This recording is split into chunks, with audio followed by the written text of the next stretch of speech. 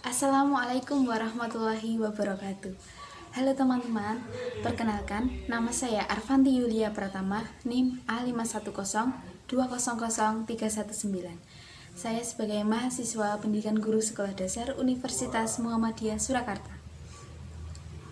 Di sini, saya akan memaparkan salah satu filosof muslim terkenal yang bernama Allama Muhammad Iqbal. Muhammad Iqbal lahir di Sialkot, Punjab, India pada tanggal 9 November 1877. Ia juga dikenal sebagai Allama Iqbal, seorang penyair, politisi, dan filsuf besar abad ke-20. Muhammad Nur adalah orang tua Iqbal. Ia adalah seorang pegawai negeri, tetapi telah berhenti dan beralih profesi menjadi seorang pedagang. Dia adalah seorang yang saleh dan memiliki kecenderungan yang kuat pada mistik. Dari Punjab, Muhammad Iqbal pindah ke Lahore. Di sini, Muhammad Iqbal masuk di Government College untuk meneruskan studinya. Tahun 1897, ia berhasil meraih gelar Bachelor of Art dan diberi kesempatan untuk melanjutkan ke program master di universitas yang sama. Setelah ia berhasil memperoleh gelar Bachelor of Art tahun 1897, ia berkeinginan untuk melanjutkan studinya ke tingkat yang lebih tinggi.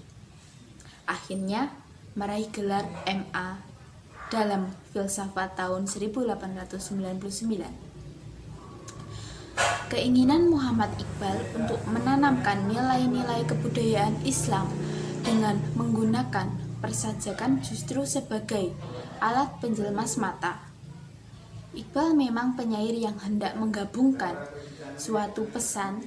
Ia telah mempelajari rahasia kehidupan dan inginlah ia menyampaikan rahasia ini kepada umat Islam.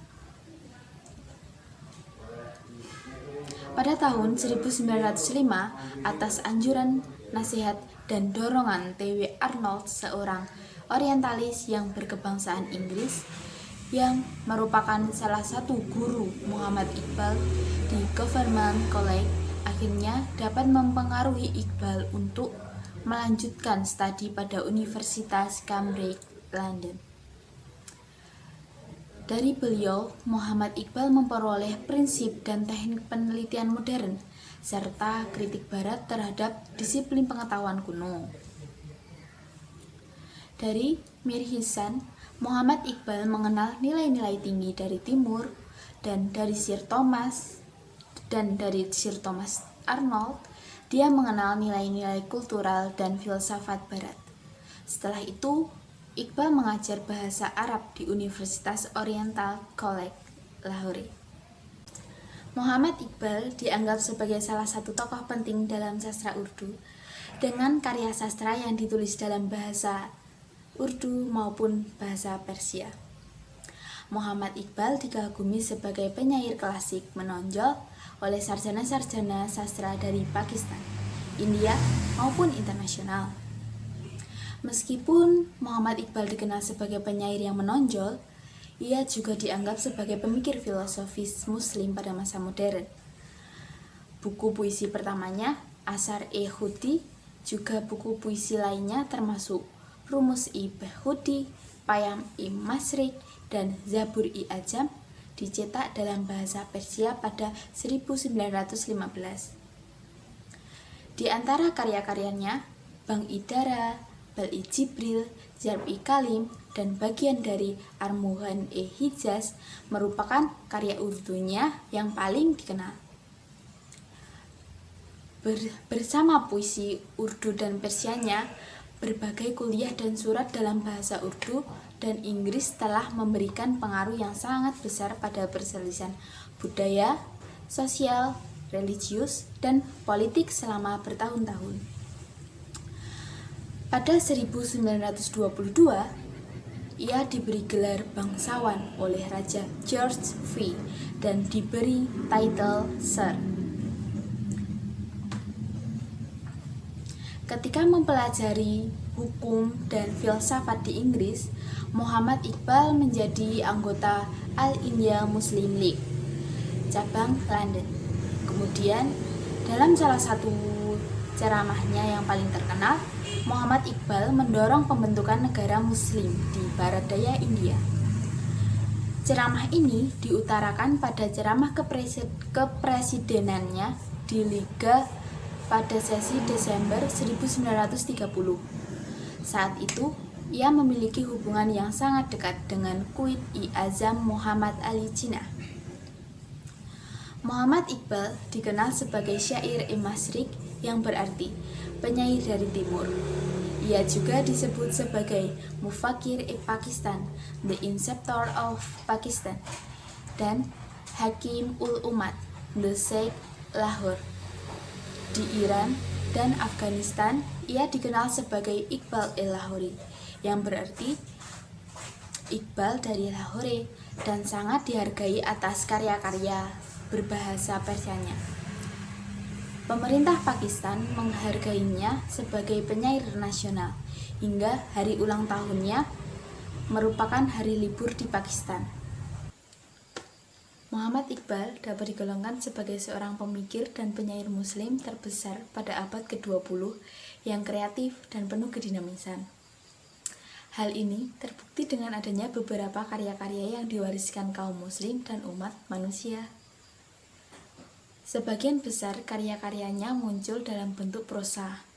Kecenderungan Muhammad Iqbal dalam mengekspresikan ide-ide, pikiran, dan perasaannya melalui puisi sesungguhnya dilatar belakangi oleh jiwa dan bakat kepenyairannya yang tumbuh sejak dini dan berkembang melalui bimbingan orang yang mengerti bakatnya.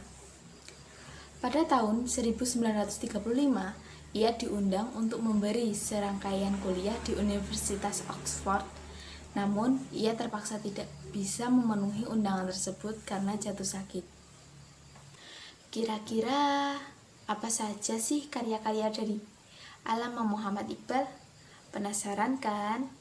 Berikut beberapa karya-karya dari Allama Muhammad Iqbal.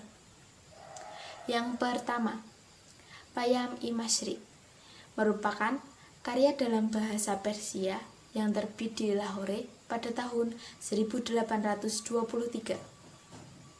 Yang kedua, Asrar-i-Hudi merupakan karya yang terbit pada tahun 1918 di Lahore. Yang ketiga, Rumus-i-Behroud merupakan karya dalam bahasa Persia yang terbit pada tahun 1918. Dalam versi Inggrisnya, karya ini berjudul The Mystery of Selflessness, terbit di London tahun 1953. Yang keempat, Bang Idara merupakan karya dalam bahasa Urdu yang terbit di Lahore pada tahun 1924. Yang kelima, Zabur-i-Azam merupakan karya dalam bahasa Persia yang terbit pada tahun 1927. Kelima, karya-karya tersebut merupakan beberapa karya-karya dari Muhammad Iqbal yang paling terkenal.